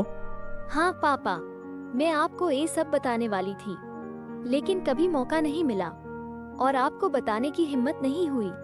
ठीक है, कल सुबह 10 बजे उस लड़के को घर में बुलाना, मैं उससे मिल लूंगा। जी पापा। सेरू, मैं आज बहुत खुश हूँ। पापा इतनी जल्दी मान जाएंगे मुझे यकीन नहीं हो रहा है। मुझे लग रहा था पापा प्रभास के बारे में जानकर गुस्सा करेंगे, लेकिन वो उसको कल मिलने के लिए बुला रहे हैं। I can not believe it. चलो अच्छा हुआ मेरी एक टेंशन खत्म हो गई। अंकल नमस्ते, मैं प्रभास, मेघना का दोस्त। अच्छा, घर में तुम्हारे कौन कौन है? मेरा कोई नहीं है, मैं अनाथ हूँ। घर प्रॉपर्टी कुछ है? नहीं अंकल, मेरे पास ये सब कुछ नहीं है। मैं एक भाड़े की घर में रहता हूँ। तुम क्या करते हो? मैं अब इंजीनियरिंग फाइनल ईयर में पढ़ रहा हूँ और मेरे खर्चे के लिए मैं एक पार्ट टाइम जॉब कर रहा हूँ और महीने में 8,000 कमा लेता हूँ। क्या तुम जानते हो मेरी बेटी का एक ड्रेस तुम्हारे महीने की कमाई से काफी ज्यादा है? तुम तुम्हारे इतनी सी कमाई से मेरी बेटी के लिए एक ढंग का ड्रेस भी खरीद नहीं सकते। तुम मेरे घर की नौकर होने के भी काबिल नहीं हो। तुमसे ज्यादा तो मेरे घर की नौकर कमाते हैं और तुम सपने देख रहे हो शहर की बड़े इंडस्ट्रियलिस्ट प्रताप ठाकुर की बेटी से शादी करके इस घर की दामाद बनने को। मैं तुम जैसे लड़कों को ठीक अच्छी तरह से जानता हूँ। तुम मेरी बेटी को नहीं बल्कि मेरी प्रॉपर्टी से प्यार करते हो। मेरी बेटी से शादी करके मेरी दौलत हड़पना तुम्हारा मकसद है। नहीं अंकल, आप मुझे गलत समझ रहे हैं। नहीं, मैं ठीक समझ रहा हूँ। तुम्हारे जैसे लड़के कॉलेज पढ़ाई के लिए नहीं जाते हैं, बल्कि अमीर लड़कियों को अपनी प्यार की जाल में फंसाकर रातों रात अमीर बनने के लिए सपने देखते हैं। नहीं अंकल, मैं ऐसा लड़का नहीं हूँ। मैं मेघना से प्यार करता हूँ, उसकी दौलत से नहीं। प्यार करने से पहले खुद की हैसियत के बारे में समझना चाहिए। अगर तुम्हारा कोई बहन होता तो क्या तुम उसे तुम जैसे भिखारी के साथ शादी करा देते? बोलो। सॉरी अंकल, मैं गरीब हूँ लेकिन भिखारी नहीं। अपनी पेट पालने के लिए मैं मेहनत कर रहा हूँ, किसी की आगे भिख नहीं मांग रहा हूँ। मानता हूँ कि मैं मेघना को आपकी तरह ऐसो आराम से नहीं रख सकता, लेकिन मैं उसको बहुत प्यार दे सकता हूँ, उसको खुश रख सकता हूँ। हाँ, तुम ठीक बोल रहे हो। तुम भिखारी नहीं हो, लेकिन तुम एक बदमाश और गुंडे किस्म की लड़के हो जो शरीफ लोगों के साथ मारपीट करता है। प्रताप जी, इसने उस दिन दीपक को बिना वजह की पिटाई किया था। अंकल, आप झूठ बोल रहे हैं। मैं मानती हूँ उस दिन प्रभास दीपक को पिटाई किया था, लेकिन उसमें प्रभास का नहीं दीपक का गलती था। दीपक ने उस दिन एक लड़की को कॉलेज में छेड़ रहा था, इसलिए प्रभास दीपक के ऊपर हाथ उठाया था। मैंने खुद अपनी आंखों से ये सब देखा है। मेघना, अपनी होने वाले पति के बारे में ऐसे बोलने को तुम्हें शर्म नहीं आती? और आप एक अच्छे इंसान को बदमाश और गुंडा कह रहे हैं। ऐसे कहने से आपको लज्जा नहीं आता? अंकल, आप जिसको गुंडा और बदमाश कह रहे हैं, वो आपके बेटे दीपक से 1000 गुण से अच्छा इंसान है। मेघना। हाँ पापा, आप जिसके साथ मेरी शादी करवाना चाहते हो वो अच्छा लड़का नहीं है। वो एक शराबी, लड़कीबाज और बदमाश लड़का है। उसे शादी करके मैं खुश नहीं रह पाऊंगी पापा। प्रताप जी, बहुत हो गया मेरा अपमान। मैं अब और अपमान सह नहीं पाऊंगा। बहुत हो गया तुम्हारा तमाशा। मेरी एक बात कान खोल के सुन ले मेघना। अगर तुम्हारी शादी होगी तो सिर्फ दीपक से। और आप भी मेरी एक बात सुन लीजिए पापा, मैं अगर शादी करूंगी तो सिर्फ प्रभास से करूंगी और किसी से नहीं। अच्छा, अगर ये तेरी आखिरी फैसला है तो ये घर की दरवाजा तेरे लिए आज से बंद है। चली जा यहाँ से, आज के बाद यहाँ कभी मत आना। तू मेरे लिए अब मर चुकी है। जा, चली जा यहाँ से। Get out. उसके बाद मेघना घर छोड़कर प्रभास के साथ चली जाती है। मेघना जाने के बाद प्रताप ठाकुर की गुस्सा 7वें आसमान पर चढ़ जाता है। वो गुस्से में मेघना की सारे सामान जला देते हैं। मेरी पत्नी तुझे मानती थी, मेरी बेटी तुझे पूछती थी। जब वो दोनों इस घर में नहीं रहे तो तेरा इस घर में क्या काम? आज से तेरी पूजा इस घर में कभी नहीं होगा। मुझे किसी की जरूरत नहीं है। ऐसे बोलकर वो घर की मंदिर की दिया बुझा देते हैं। उधर प्रभास और मेघना मंदिर में जाकर शादी कर लेते हैं। शादी के बाद वो दोनों डॉक्टर अशोक चौधरी के पास जाकर उनके आशीर्वाद लिए। खुश रहो बच्चों, बैठो यहाँ पर। अब क्या करने की सोचे हो प्रभास? अंकल, शादी इतनी जल्दी हो गया कि मुझे कुछ सोचने का समय नहीं मिला। अब जो कुछ हो गया हम उसे तो बदल नहीं सकते। अब आप दोनों जाकर प्रताप भाई साहब का आशीर्वाद ले लो। देखना उनका गुस्सा शांत हो जाएगा और वो आप दोनों को माफ कर देंगे। नहीं सुमित्रा, तुम उसको नहीं जानती। वो बहुत जिद्दी आदमी है, वो किसी का एक भी नहीं सुनेगा। जो उसका विरोध किया वो उसको जिंदगी भर माफ नहीं करता है और उसके साथ सारे रिश्ते नाते तोड़ देता है। तो ये दोनों अब करेंगे क्या? कहाँ रहेंगे? यहाँ रहेंगे हमारे पास। नहीं अंकल, हम यहाँ पर नहीं रह पाएंगे। मैं नहीं चाहती कि हमारी वजह से आप दोनों की दोस्ती में दरार आ जाए। आप चिंता मत कीजिए अंकल, मेरा एक छोटा सा घर है, वहाँ पर हम रह लेंगे। ऐसे बोलकर वो दोनों डॉक्टर अशोक के घर से चले जाते हैं। अरे सेरू, तू यहाँ कैसा है तू? प्रभास, ए सेरू है मेरा दोस्त। हाय सेरू, आज से मैं भी आपका दोस्त हूँ। अब आप दोनों बातें कीजिए, मैं ऑफिस जाता हूँ। सेरू, पापा कैसे हैं? मुझसे नाराज है ना वो? सच में सेरू मैं बहुत खराब हूँ। मैं उनकी अच्छी बेटी नहीं हूँ। उनको अकेला छोड़कर चली आई। अब तुझे ही उनका ख्याल रखना होगा। अकेला छोड़कर उनको कहीं मत जाना।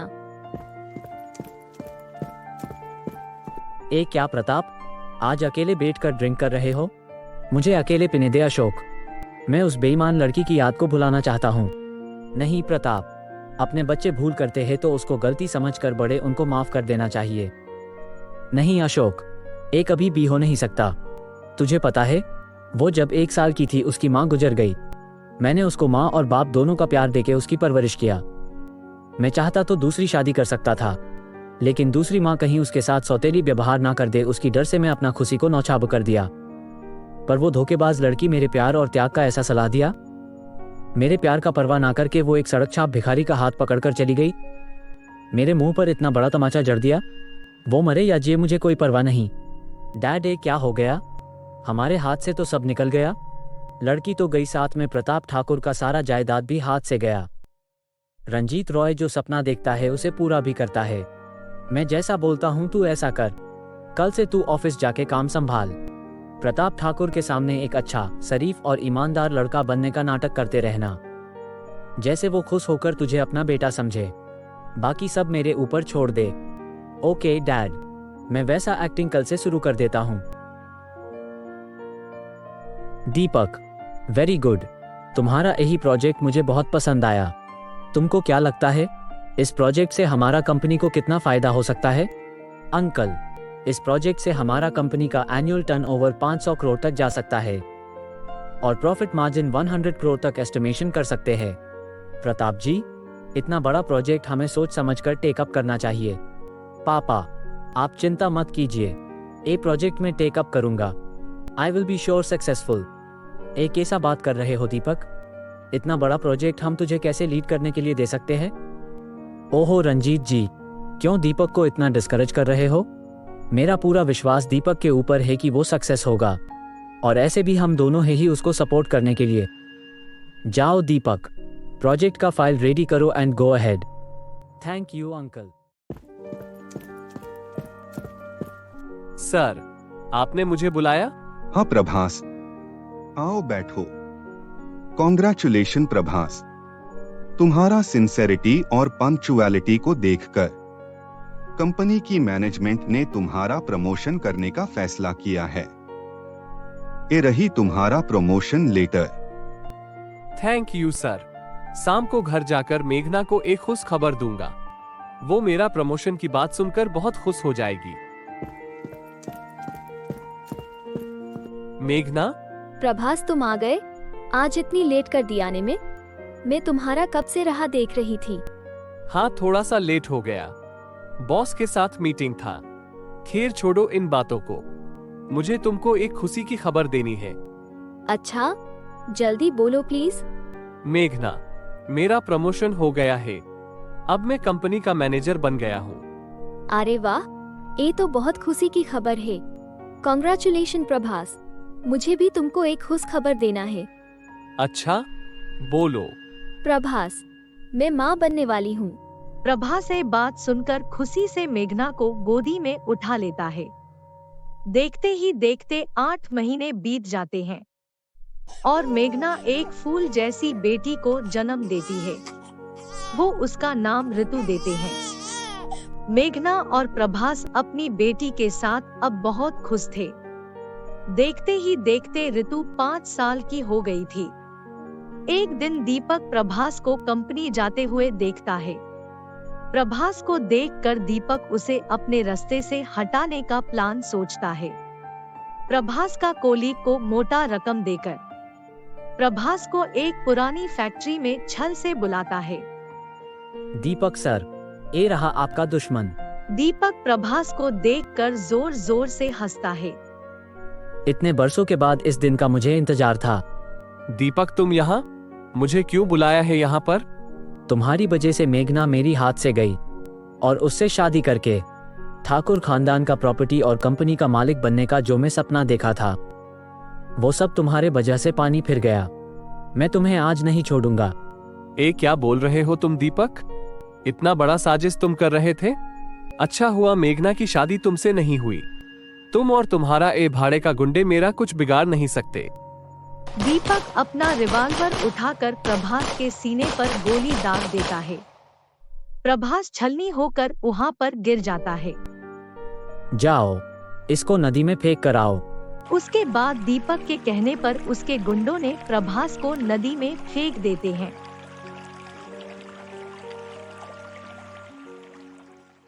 जब ठाकुर साहब प्रभास की मौत के बारे में सुनते हैं, उनको उस बात से कुछ फर्क नहीं पड़ता। उसी दिन डॉक्टर अशोक प्रताप ठाकुर के घर पर आ जाते हैं। प्रताप, तुम्हें पता है मेघना का पति का एक एक्सीडेंट में मौत हो गया है? हाँ, मुझे पता है। तुझे अगर सब पता है तो तुम इतना चुप क्यों हो? चल, मेघना को यहाँ घर लेकर आते हैं। नहीं, ये कभी हो नहीं सकता।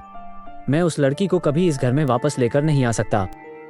वो मेरे लिए मर चुकी है। ये तुम क्या बोल रहे हो प्रताप? आज मेघना की दुख की घड़ी में तुझे उसके पास रहना चाहिए। वो तेरी बच्ची है। पिछले सब बातों को भूलकर मेघना को माफ कर दे और उसको घर लेके आ जा। देख अशोक, मुझे बिल्कुल फोर्स मत कर। हमारे दोस्ती का फायदा उठाकर मेरे पर्सनल लाइफ में दखल अंदाजी मत कर। Okay, sorry. मैं आगे से एक ख्याल रखूंगा। मैं अब आता हूँ। रुक अशोक, नाराज मत हो। इतने दिन के बाद तू आया है। चल एक पैग पीते हैं। अंकल, मैं इस शहर में रहना नहीं चाहती हूँ। मैं दूसरे कोई शहर में जाकर जॉब करना चाहती हूँ। अगर तू जॉब करना चाहती है तो हमारे घर पे रहकर भी कर सकती है। जॉब के लिए दूसरी शहर जाने की क्या जरूरत है? नहीं अंकल, मैं यहाँ रहूंगी तो मुझे मेरी पुरानी यादें सताने लगेगी। मैं चैन से रह नहीं पाऊंगी। इसलिए अच्छा होगा कि मैं दूसरे शहर चले जाऊं। ठीक है, अगर तू दूसरे शहर में जाना चाहती है तो एक काम करते हैं। मेरा एक दोस्त का प्राइमरी स्कूल है पदमपुर गांव में। मेरे बोलने से तुझे वहां टीचर की जॉब मिल जाएगी। हम कल ही वहां के लिए निकल जाएंगे। तो ठीक है, ऋतु को हमारे पास छोड़ के जा। हम उसकी देखभाल करेंगे। नहीं आंटी, मैं ऋतु को छोड़ के कैसे अकेली रहूंगी? नहीं, ऋतु यहाँ अच्छी स्कूल में पढ़ रही है। वो तेरे साथ जाएगी तो उसकी पढ़ाई में डिस्टर्बेंस होगी। तू चिंता मत कर। मैं हर संडे पदमपुर के हॉस्पिटल जाता हूँ मरीजों को देखने के लिए। ऋतु को भी साथ में लेके आ जाऊंगा। ठीक है अंकल, जैसे आपकी मर्जी। उसके बाद मेघना पदमपुर जाकर वहाँ पर टीचर की जॉब करती है। चल ऋतु, आज मैं तुझे मेरे एक दोस्त के घर लेकर जाता हूँ। ऋतु, तू यहाँ पर बैठ, मैं आता हूँ।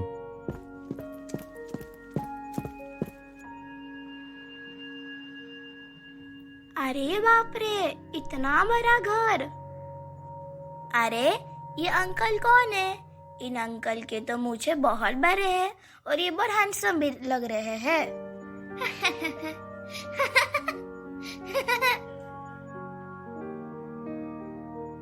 हाय, मेरे साथ खेलोगे? चलो टीचर टीचर खेलते हैं। मैं टीचर बनती हूँ और तुम स्टूडेंट बनना। Okay, sit down. Johnny Johnny, yes papa. Eating sugar, no papa. Telling lies, no papa. Open your mouth, ha ha ha. बेटा तुम कौन हो? Don't shout, keep quiet. मैं अभी पढ़ा रही हूँ ना। उसी वक्त डॉक्टर अशोक आते हैं। अरे अशोक, तू कब आया? हमें आते हुए काफी देर हो गया है। अशोक, ये बच्ची कौन है? ये मेरे भांजे की लड़की है। वो लोग कुछ महीने के लिए अमेरिका गए हुए हैं। बच्ची की पढ़ाई डिस्टर्ब ना हो इसलिए मेरे पास इसे छोड़ कर गए हैं। ये बच्ची तो बहुत स्मार्ट है। बेटा आपका नाम क्या है? मेरा नाम रितु है। अशोक, तुम्हें याद है तुम्हारी भाभी का नाम भी रितु था।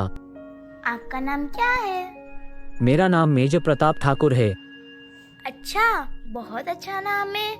क्या मैं आपको बड़े अंकल बुला सकती हूँ? हाँ बेटा, जरूर बुलाना। बड़े अंकल, ये आप लोग क्या पी रहे हो? मुझे भी दो ना। ठीक है, ये लो तुम्हारे लिए जूस। नहीं बड़े अंकल, आप जो पी रहे हो वो मैं पीऊंगी। नहीं रितु बेटा, ये अच्छा नहीं है। ये पीने से तबीयत खराब होती है। तो फिर आप लोग क्यों पी रहे हो? आप मेरी तरह जूस क्यों नहीं पीते? आप दोनों ये खराब चीज छोड़ क्यों नहीं देते? हाँ रितु बेटा, आपकी बात हम जरूर मानेंगे। प्रॉमिस? प्रॉमिस बेटा। बड़े अंकल, चीयर्स।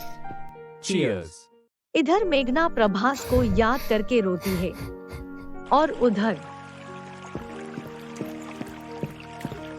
बाबू, तुम नदी के किनारे बैठकर क्या कर रहे हो?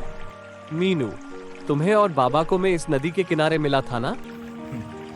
हाँ बाबू, तुम यहाँ पर खून से लथपथ बेहोश होकर पड़े थे। मैं और बाबा तुम्हें घर लेके गए और भगवान का बहुत बहुत शुक्रिया, तुमको वो नई जिंदगी दिए। पूरे 3 महीने के बाद तुम ठीक हो पाए हो, लेकिन तुम्हारा अभी तक याददाश्त नहीं आया है। तुम कौन हो, कहाँ से आए हो, तुम सब भूल चुके हो।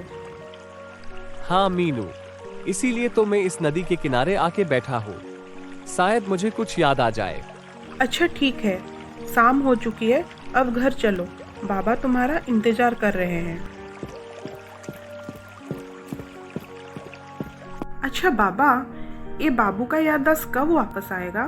पिछले 3 महीने से तुम दवाई दे रहे हो, उसका असर तो कुछ नहीं हो रहा है। अरे मीनू, बाबू के सर पे जोर से चोट लगने के कारण उनका याददाश्त जा चुका है। पता नहीं भगवान की दया से कब उसका याददाश्त आएगा, लेकिन तब तक उनको ये दवाई खाना पड़ेगा। बड़े uncle, A for? A for apple. No, A for Ashok uncle. B for? B for बड़े uncle. Yes, very good. C for? C for cat. No, C for cheers. बड़े अंकल, आज हम cheers नहीं करेंगे? हाँ हाँ, जरूर करेंगे। Cheers.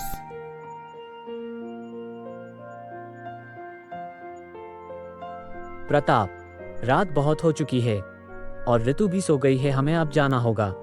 अशोक, एक बात बोलूं, अगर तुम्हें ऐतराज ना हो तो मैं ऋतु को आज मेरे पास रखूं? ठीक है, ऋतु को तुम्हारे पास रहने दो, ऐसे तो वो सो गई है। Thank you Ashok. Good night. Good night. Seru, कैसा लगा मेरा आइडिया? ऐसे बोलकर डॉक्टर अशोक वहां से चले जाते हैं।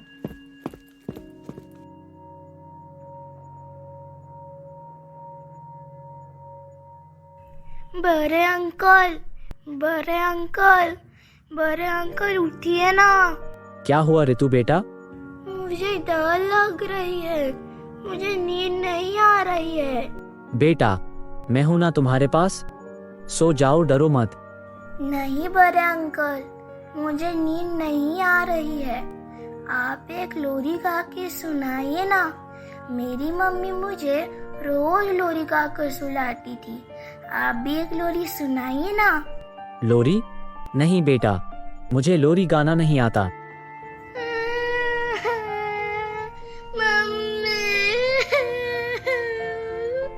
ओके बेटा ओके, रो मत, मैं लोरी गाता हूँ।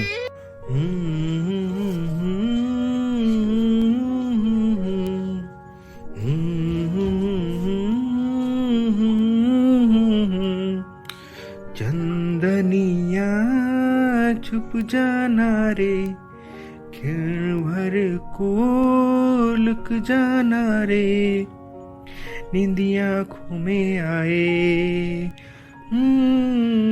बेटिया मेरी सो जाए, नींदिया आँखों में आए, बेटिया मेरे सो जाए, लेके गोद में सुलाऊं, गाऊं रात भर सुनाऊं, मैं लोरी लोरी, मैं लोरी लोरी लोरी लोरी लोरी लोरी लोरी लोरी लोरी लोरी लोरी लोरी लोरी लोरी।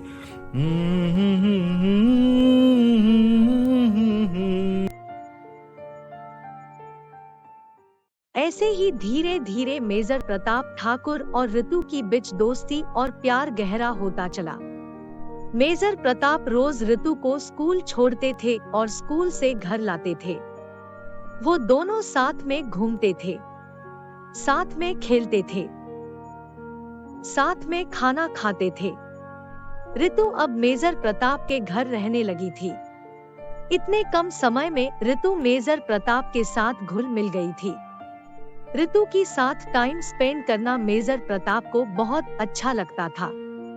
ऋतु की आने से प्रताप ठाकुर की जिंदगी में अब खुशियां ही खुशियां थी। ये सब देखकर डॉक्टर अशोक भी बहुत खुश थे। ऋतु, तुम यहाँ पे बैठो, मैं कुछ जरूरी पेपर्स में साइन कर लेता हूँ। उसके बाद हम दोनों मॉल जाएंगे, वहाँ पे हम आइसक्रीम खाएंगे और शॉपिंग करेंगे। ओके बड़े अंकल। सर, आज शाम 6 बजे रामसोंग कंपनी की ओनर यहाँ आने वाले हैं। उनके साथ आपकी मीटिंग है आज। सुधाकर, तुम उन्हें मना कर दो, मैं आज फ्री नहीं हूँ। मैं अब ऋतु को लेकर मॉल जाने वाला हूँ। तुम एक काम करो, उनसे बात करके किसी और दिन का मीटिंग फिक्स कर दो। लेकिन सर, अगर ये मीटिंग ना हुई तो हमारे कंपनी को लाखों का नुकसान होगा। तो होने दो, अगर मैं आज ऋतु को मॉल घुमाने नहीं लिया तो ए फूल जैसी बच्ची का दिल टूट जाएगी और वो रोने लगेगी, मुझसे नाराज भी होगी। अगर ऐसा हुआ तो मेरा करोड़ों का नुकसान होगा। उसकी एक हंसी की खातिर अगर मेरा लाखों का पैसा नुकसान होता है तो होने दो। मेरे लिए उससे किया हुआ वादा ज्यादा मायने रखते हैं, इसलिए तुम मीटिंग के लिए रामसोंग कंपनी को आज मना कर दो। लेकिन सर, लास्ट मोमेंट में इस तरह मना करना ठीक नहीं होगा। वो लोग मीटिंग के लिए निकल चुके हैं। उनका सेक्रेटरी का फोन आया था। अच्छा, एक काम करो, तुम रंजीत और दीपक को बोल दो ये मीटिंग अटेंड करने को। उनको बोलना प्रोजेक्ट के बारे में डिटेल्स जानकारी ले, बाद में मैं उस पेपर्स में साइन कर दूंगा। Okay sir. उसके बाद मेजर प्रताप ऋतु को लेकर मॉल जाते हैं, बहुत सारे शॉपिंग करते हैं, रेस्टोरेंट में खाना खाकर घर आते हैं। उसके कुछ ही समय के बाद दीपक वहां आता है। Good evening uncle. Good evening Deepak. आओ बैठो। कैसे आना हुआ? अंकल, आज रामसोंग कंपनी के साथ जो मीटिंग हुई थी वो सक्सेसफुल रहा। उनके साथ प्रोजेक्ट डील फाइनल हो गया है, इसलिए इन पेपर्स में आपका साइन चाहिए। अच्छा, वेरी गुड दीपक, पेपर्स दो, मैं साइन कर देता हूं। अच्छा दीपक, ये प्रोजेक्ट कब से स्टार्ट होने वाला है? अंकल, मैं कल सोनपुर गांव जाने वाला हूं साइट विजिट के लिए। वहां पर हमारा ये प्रोजेक्ट स्टार्ट होगा। हाँ, तुम जाओ, वहां पर जल्दी प्रोजेक्ट स्टार्ट कर दो। All the best Deepak. Thank you uncle. उसके बाद दीपक वहां से चला जाता है। अगले दिन सुबह दीपक सोनपुर गांव के लिए निकल पड़ता है। दीपक बाबू, क्या सच में हमारे गांव में फैक्ट्री बनेगा? हाँ, इस गांव में फैक्ट्री और हॉस्पिटल दोनों बनेंगे। ये तो बहुत अच्छी बात है। आपका बहुत बहुत शुक्रिया दीपक बाबू। हमारे गांव में फैक्ट्री और हॉस्पिटल बनने से गांव के लोगों का काम मिल जाएगा। गांव के लोगों को जॉब के लिए अभी शहर नहीं जाना पड़ेगा। मेरे रहने के लिए क्या यहाँ आसपास पर कोई होटल है? नहीं, यहाँ पे कोई होटल नहीं है। हमने आपके रहने के लिए हमारे गांव के गेस्ट हाउस में इंतजाम किया है। अच्छा ठीक है। हेलो डैड, मैं सोनपुर गांव में हूँ जहाँ हमारा प्रोजेक्ट बनने वाला है। वो साइट मैंने देख लिया हूँ। हमारे प्रोजेक्ट के लिए एक परफेक्ट जगह है। गांव वालों के लिए यहाँ फैक्ट्री और हॉस्पिटल बनेगा। लेकिन सच्चाई तो कुछ और है। प्रताप ठाकुर की पैसे से यहाँ हॉस्पिटल बनेगा और हॉस्पिटल के नाम पर यहाँ से नकली दवाई और ड्रग सप्लाई होगा। इसमें हम करोड़ों रुपए कमाएंगे डैड। इस काम के लिए गांव के 2 लोग हमारे साथ देंगे। बेचारे भोले भाले गांव वालों को बेवकूफ बनाना कितना आसान है डैड। लेकिन बेटा, अगर कुछ गड़बड़ हुई तो फिर क्या होगा? अगर ऐसा कुछ हुआ तो प्रताप ठाकुर फंसेगा। हम उसके पैसों से उसको ही बर्बाद करेंगे। दीपक की ये बात मीनू सुन लेती है। दीपक बाबू, आप ये क्या बोल रहे हो? आप हमारे गांव वालों को अपनी बातों में फंसाकर या हॉस्पिटल के नाम पर नकली दवाई और ड्रग सप्लाई करना चाहते हो? मैं ऐसा होने नहीं दूंगी। मैं ये बात जाकर गांव वालों को बताऊंगी। मैं आपको यहाँ हॉस्पिटल या फैक्ट्री बनाने नहीं दूंगी। आपकी गलत इरादे को कभी कामयाब होने नहीं दूंगी। 2 कौड़ी की लड़की, तू मुझे रोकेगी? गांव वालों को बताने के लिए तू अब जिंदा नहीं रहेगी। तुझे अब मरना पड़ेगा। ऐसे बोलकर दीपक मीनू को छुरा से मार देती है। बेचारी मीनू वहाँ पे अपना दम तोड़ देती है। उसके बाद दीपक वहाँ से चला जाता है।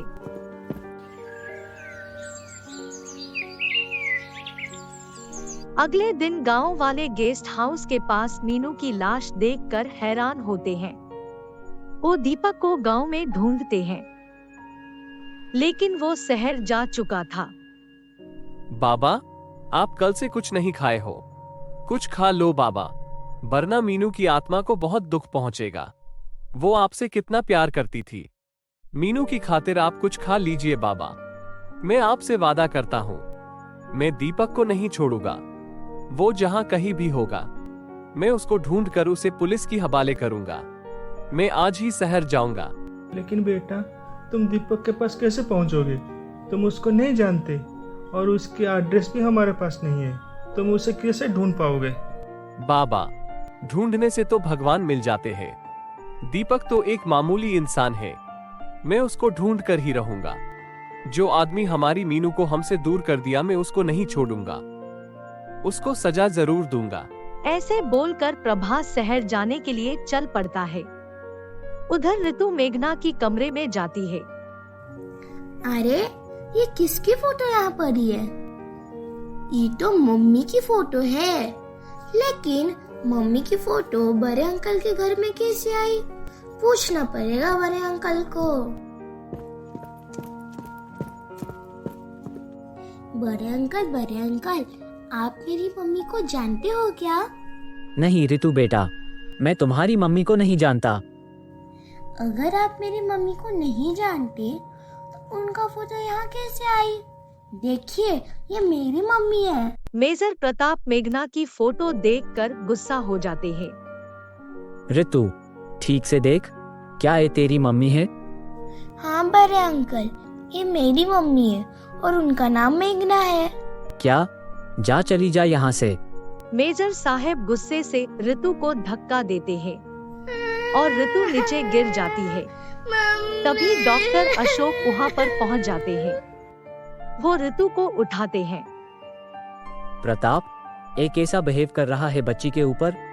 अच्छा, मेरा बर्ताव तुझे ठीक नहीं लगा? और जो तुमने किया मेरे साथ, वो ठीक था?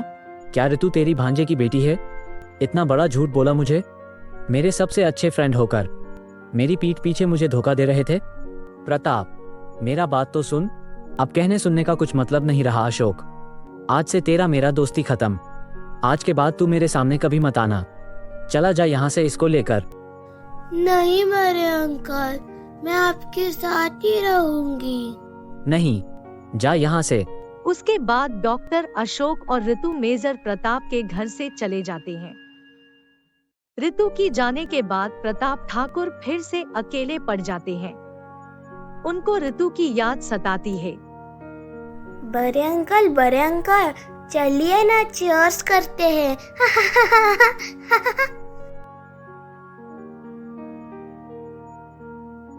बड़े अंकल, मुझे नींद नहीं आ रही है, मुझे लोरी सुनाइए ना। नहीं, मैं ऋतु के बिना नहीं रह सकता। मुझे उसे घर लाना पड़ेगा। ऐसे बोलकर प्रताप ठाकुर डॉक्टर अशोक के घर जाते हैं। इतनी रात में कौन हो सकता है? चलिए देखते हैं। प्रताप, तुम आओ ना, अंदर आओ। अशोक, मुझे माफ कर दे दोस्त। मैं तुझे आज गुस्से में बहुत कुछ अनाप शनाप बोल दिया। मुझे तू माफ कर दे। दोस्ती में माफी नहीं मांगते दोस्त, गले लगते हैं। आ मेरे गले लग जा। ऐसे बोलकर दोनों दोस्त एक दूसरे की गले लगते हैं। तू हमेशा मुझे बोल रहा था कि मुझे इतनी गुस्सा नहीं करना चाहिए, लेकिन मैं तुम्हारी बात कभी नहीं सुना। आज गुस्से के कारण मैंने ऋतु को भी बहुत कुछ बोल दिया। उसे धक्का मारा, उसे घर से जाने को बोला। मैं ऋतु का भी गुनहगार हूँ। मुझे उससे भी माफी मांगना होगा। कहाँ है वो? प्रताप, वो दिन भर तुझे याद करके रो रही थी। बेचारी थक कर सो गई है। चल, मैं तुझे उससे मिलवाता हूँ। वो तुझे देखेगी तो खुश हो जाएगी। ऋतु, उठ बेटा, देख मैं आया हूँ, तेरे बड़े अंकल। अरे अशोक, ऋतु को तो बहुत जोर से बुखार है। उसकी शरीर तो आग की तरह तप रही है। क्या? मुझे देखने दे।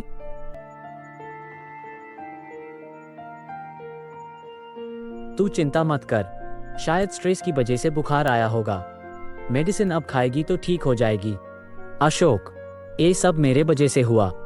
अगर मैं ऋतु के ऊपर गुस्सा नहीं करता तो ये सब नहीं होता। मैं मेघना की गुस्सा ऋतु के ऊपर निकाला। अगर तुझे ऐतराज ना हो तो क्या मैं ऋतु को अपने घर ले जा सकता हूँ? इसमें पूछने वाली बात क्या है? ऋतु तेरी पोती है, तू हक से उसे घर ले जा सकता है। रुक, मैं ऋतु के लिए मेडिसिन तुझे देता हूँ। ए मेडिसिन ले और ऋतु को ए सुबह शाम खाने के बाद दे देना। वो ठीक हो जाएगी। अगर कुछ जरूरत पड़ी तो मुझे कॉल करना, मैं आ जाऊंगा। Thank you Ashok. उसके बाद प्रताप ठाकुर ऋतु को उनके घर ले जाते हैं। प्रताप ठाकुर घर आकर ऋतु को दवाई देते हैं। बड़े अंकल, आप मुझसे नाराज हो क्या? नहीं ऋतु बेटा, मैं तुमसे नाराज नहीं हूँ। आज सुबह की हरकत की वजह से तू मुझे माफ कर दे बेटा। नहीं बड़े अंकल, आप मुझसे माफी मत मांगिए। मैं आपसे छोटी हूँ ना। मम्मी कहती है बड़ों से हमें आशीर्वाद लेनी चाहिए। बड़े अंकल, मुझे मम्मी की आज बहुत याद आ रही है। क्या आप उन्हें यहाँ बुला सकते हो? ऋतु की बात सुनकर प्रताप ठाकुर सोच में पड़ जाते हैं। क्या सोच रहे हैं बड़े अंकल? आप मम्मी को यहाँ लेकर आएंगे ना? हाँ ऋतु बेटा, मैं तेरी मम्मी को जरूर लेकर आऊंगा। अब सो जा, रात बहुत हो चुकी है। मैं तुझे लोरी गाकर सुनाता हूँ।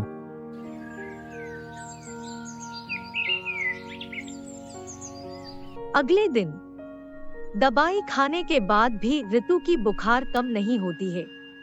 उसकी तबीयत और भी ज्यादा बिगड़ने लगती है। बुखार की साथ साथ उसे उल्टी भी होने लगती है। इसलिए ऋतु बेहोश होकर नीचे गिर जाती है। ऋतु को बेहोश होता देखकर प्रताप ठाकुर घबरा जाते हैं और उसे हॉस्पिटल में एडमिट करवाते हैं। डॉक्टर ऋतु की टेस्ट करवाते हैं।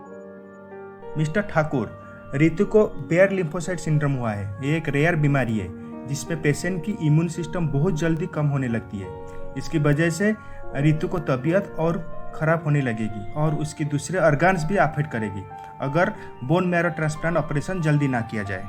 इसके लिए क्या करना होगा डॉक्टर? आप पैसे की चिंता मत करिए, जितना पैसा लगेगा मैं दूंगा। आप बस मेरी ऋतु को ठीक कर दीजिए। मिस्टर प्रताप, हम तो हमारी तरफ से पूरी कोशिश करेंगे, बाकी भगवान की मर्जी। और हाँ, इस ऑपरेशन के लिए बोन मैरो प्लाज्मा चाहिए जो ऋतु की मम्मी पापा या उसके कोई भाई बहन से हम ले सकते हैं। आप जितनी जल्दी होगा डोनर के अरेंजमेंट कीजिए, हम तुरंत ऑपरेशन कल शुरू करेंगे। ओके डॉक्टर अशोक, हमें मेघना को जल्द से जल्द यहाँ बुलाना होगा। एक वो ही है जो ऋतु को ब्लड प्लाज्मा दे सकती है। मैं आज ही मेघना के पास जाके उससे माफी मांगूंगा और उसे यहाँ जल्द लेके आऊंगा। और हाँ, एक बार ऋतु ठीक हो जाए अशोक, मैं मेरा सारी जायदाद ऋतु और मेघना के नाम कर दूंगा। वो सब बात की बात है, तू पहले जल्दी से जाकर मेघना को लेकर आ जा। मैं यहाँ ऋतु के पास रुकता हूँ। मेघना बेटा, मुझे माफ कर दे, मैं अपनी गलती पर बहुत शर्मिंदा हूँ। नहीं पापा, आप माफी मत मांगिए, गलती मेरी भी थी। मैं आपको अकेला छोड़कर आपका बात न मानकर चली आई, इसलिए आप मुझे माफ कर दीजिए। ऐसे ही बाप बेटी के बीच में सुलह हो जाती है। प्रताप ठाकुर ऋतु की बीमारी के बारे में सब बात मेघना को बताते हैं। यह सब सुनकर मेघना बहुत दुखी होकर रोती है और तुरंत प्रताप ठाकुर के साथ हॉस्पिटल आ जाती है।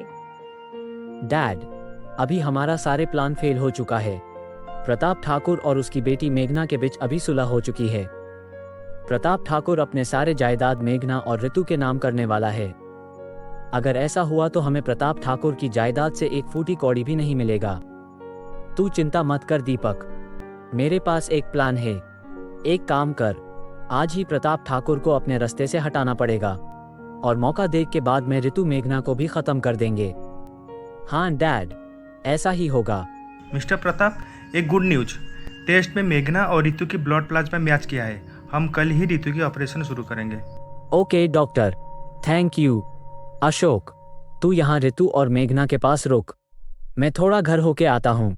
जब प्रताप ठाकुर घर जाने के लिए हॉस्पिटल से निकलते हैं, ठीक उसी वक्त दीपक उनको मारने के लिए उनके ऊपर गाड़ी चढ़ाने का कोशिश करता है।